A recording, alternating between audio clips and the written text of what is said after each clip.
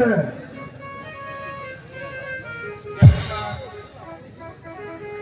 হুজুরি সাহেব কেমন আছে আমার নিরাশ ফুলের প্রজাবিন্দু?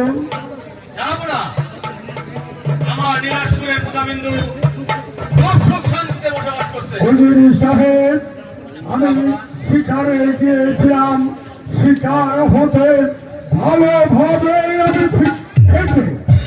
দেখি হুজুরি সাহেব আমার দরবার কক্ষে ময়লা আবর্জনা ঘুরে আছে কেন?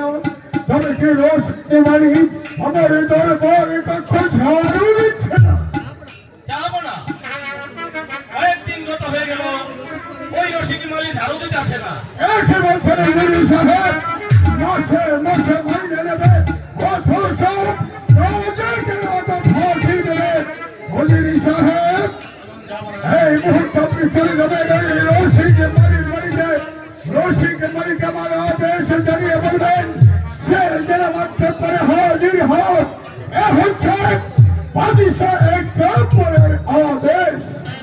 তাই হবে, যাবো না। আমি এই মুহূর্তে আমি চলে যাবো ওই রশিদ মালির বাড়িতে।